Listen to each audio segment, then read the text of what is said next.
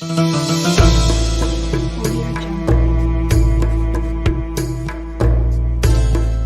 Audio Jungle. Audio Jungle. Bismillahirrahmanirrahim. Qala al-mu'allif rahimahullahu ta'ala wa nafa'ana bihi wa bi 'ulumihi fid dharain. Wa kana Yazidul Hamiri rahimahullahu ta'ala yaqul, dan adalah Imam Yazid Al-Hamiri, semoga Allah menyayanginya, rahmatinya. Yaqulu, berkata Imam Yazid, kullu marratan lirahibin lima athartum lubsas sawadi 'alal bayadi.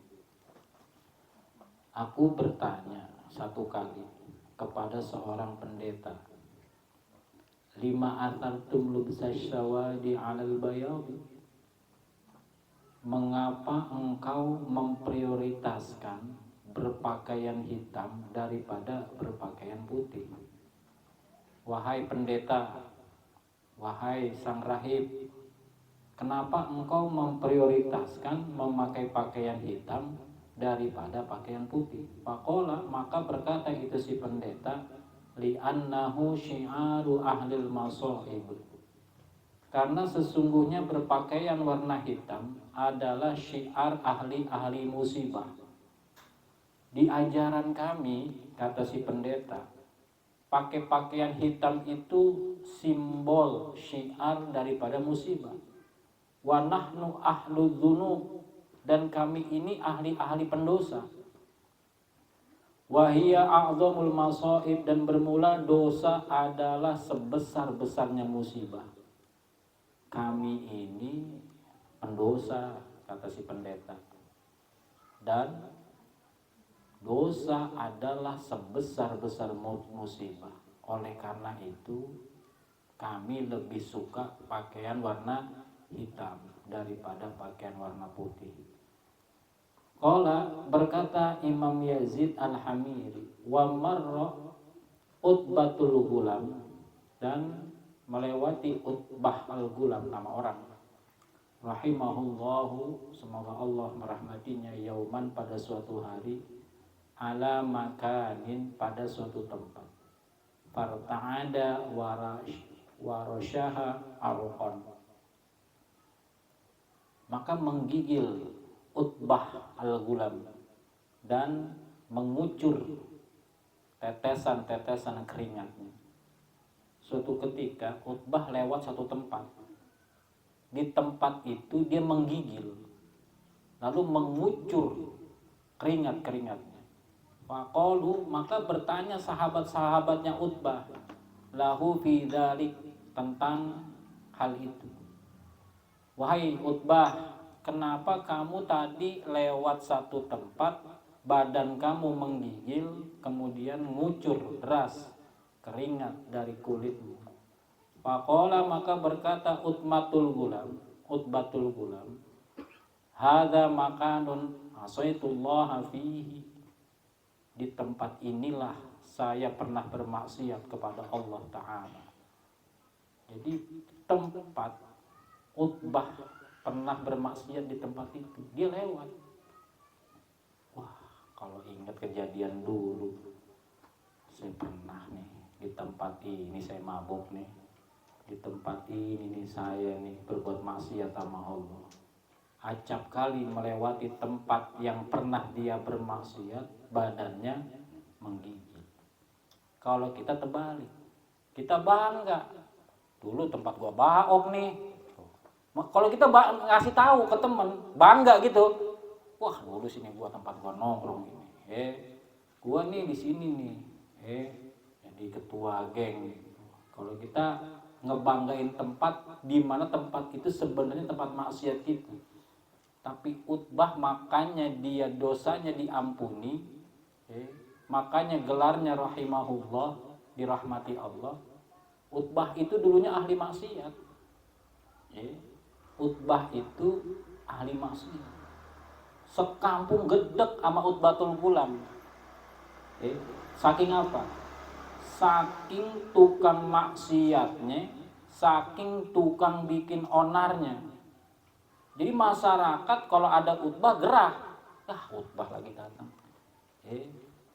Suatu ketika ada pengajian, rame. Kata khutbah, kayaknya orang kampung sini udah nggak terima saya.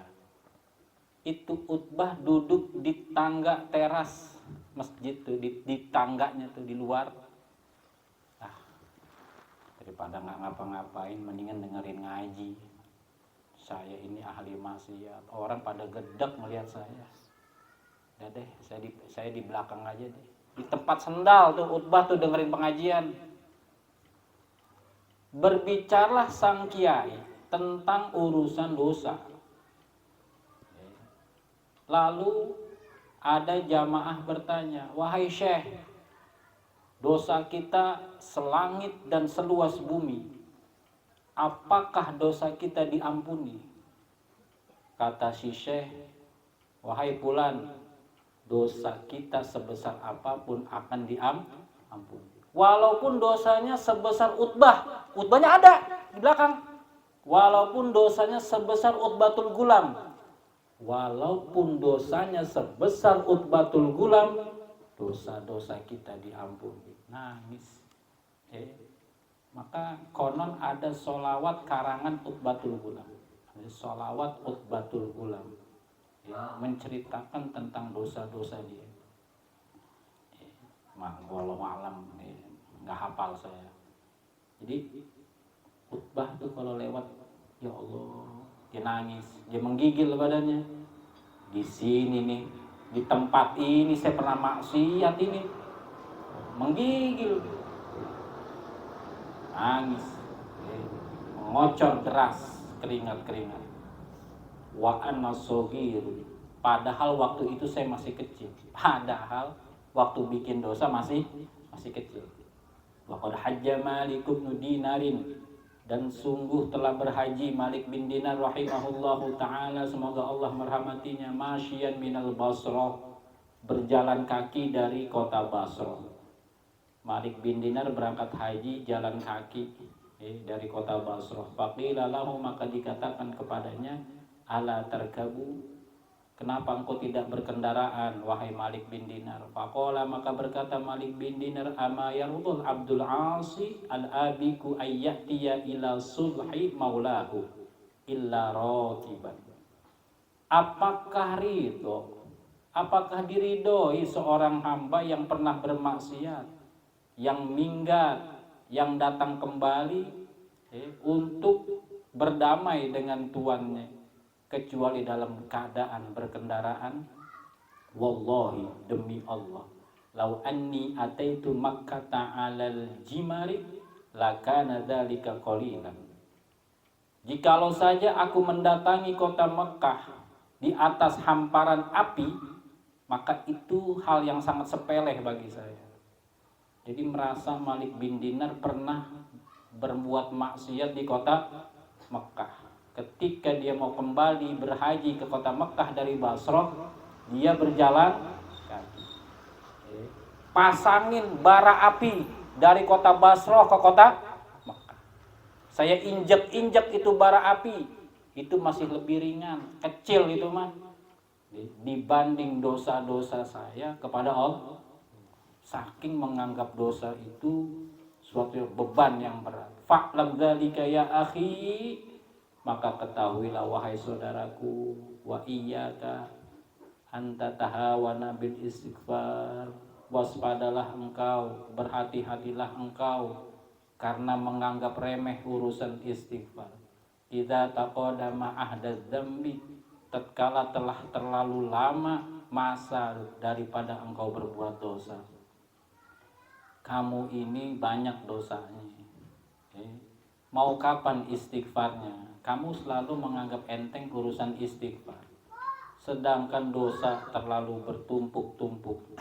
Fa innaka minal maksiyati ala yaqinin, maka sesungguhnya engkau ketika berbuat maksiat dalam keadaan yakin. Wa minal maghfirati ala syakkin, dan ketika kamu beristighfar kamu dalam keadaan ragu-ragu. Kita kalau maksiat pasti dalam kondisi keadaan yang yakin, pede kita kalau maksiat. Maksiat aja deh. Begitu istighfar, suka datang keragu. Allah ngampunin gak ya?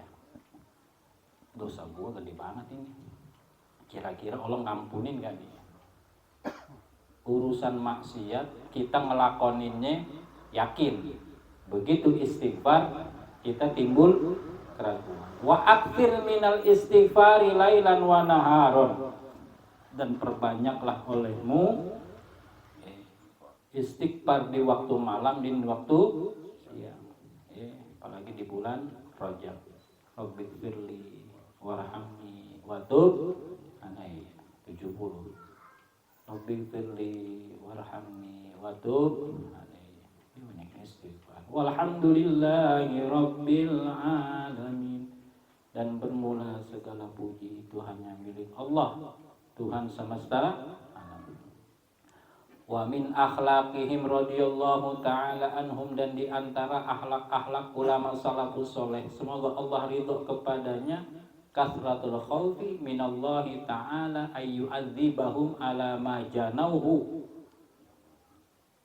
ialah banyaknya rasa takut kepada Allah bahwasanya bakal disiksa mereka atas perkara yang mereka berbuat dosa kepada Allah, min mazalimi nufusihim, daripada kezoliman diri mereka, wa mazalimil ibad, dan kezoliman kepada hamba yang lain, kepada hamba Allah. Walau udah khilalin, dan sekalipun mencuri kayu pencongkel gigi, tusukan gigi, di ahadin kepada salah satu, au ibrotin, atau mencuri sebuah jarum, yakhituna biha, yang jarum itu dipakai untuk menjahit, dengan jarum tersebut. Ketika terjadi perdebatan antara Syekh Abdul Qadir dengan seorang pendeta, apa kata si pendeta? Nabi Isa bisa ngidupin orang mati. Di antara mukjizat Nabi Isa bisa menghidupkan orang mati. Kata Syekh Abdul Qadir, Nabi Isa bisa menghidupkan orang mati biiznillah, dengan izin Allah. Tunjuk kuburan yang mana yang mau dihidupin sama saya, kata Syekh Abdul Qadir. Tunjuk kuburan mana yang mau saya bangkitin. Kata tuh pendeta, kamu bisa? Tunjuk. Ayo kita ke Kober. Tunjuk kuburan mana yang bakal saya bangkitin. Ditunjuk sama pendeta. Nih, yang ini nih. Nabi Isa bangkitin orang mati biiznillah. Nih. Ya mayit, kum biizni. Mayit, bangkitlah engkau dengan izinku.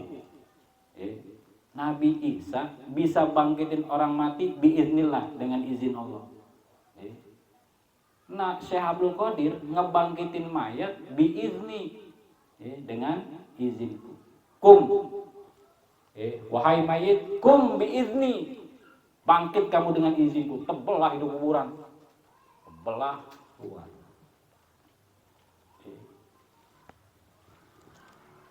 Siapa kamu?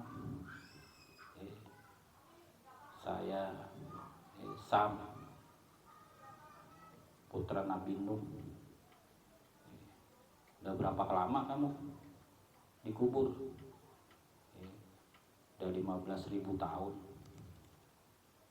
Terus masih berasa sakitnya sakaratul maut. Dalam satu riwayat ada seorang yang ketika sampai dia merasakan sakit di kubur itu luar biasa, cuman gara-gara dia pencari kayu bakar. Nyari kayu bakar, yang mana kayu bakar itu milik majikannya. Dia udah dibayar. Nih, ente cari kayu bakar, Ente cari kayu bakar, ntar bawa kemari. Udah nerima upahnya. Tugasnya cuma nyari kayu bakar. Jadi pakai pikulan depan, depan belakang. Kayu bakar dipikul. Di tengah perjalanan karena capek istirahat. Begitu istirahat, kan kayu bakar tuh dipocel. Apa tuh?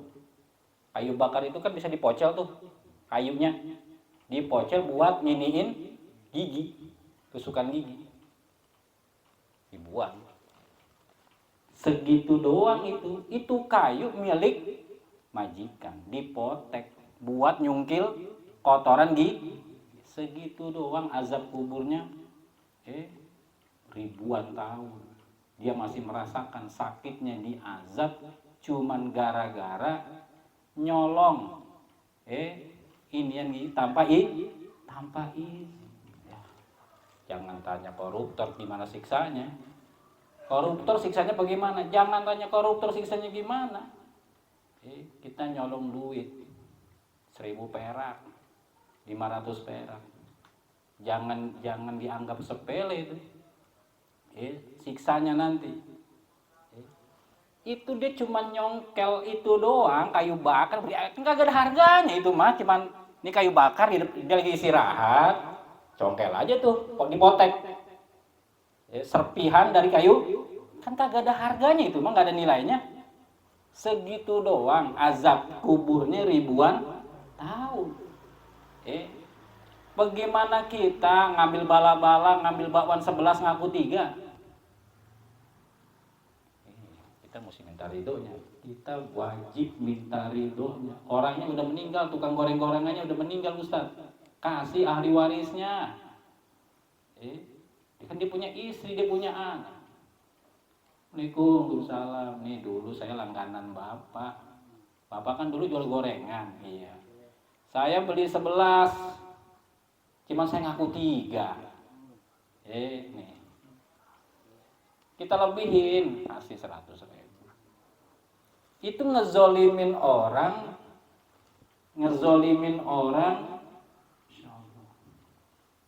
nyakitin orang, bercanda, hati orang sakit.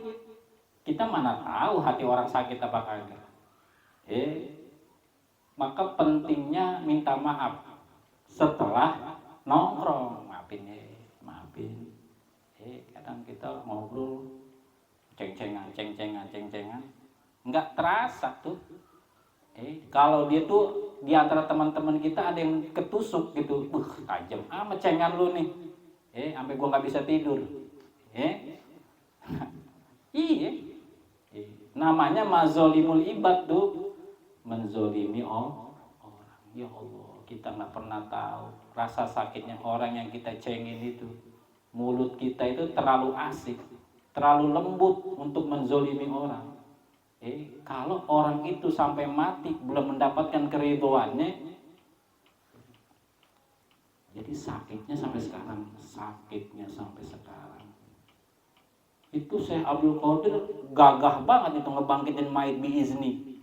Orang sombong tujuannya nyombongin orang sombong. Bukan berarti Syekh Abdul Qadir bisa bangunin mayit dengan izinnya, bukan. Hatinya masih Abdul Qadir tetap dengan izin. Ini pendeta sombong, ngeremehin Nabi Muhammad. Jangan nama Rasulullah, jangan nama Nabi Muhammad nih. Saya umatnya Nabi Muhammad.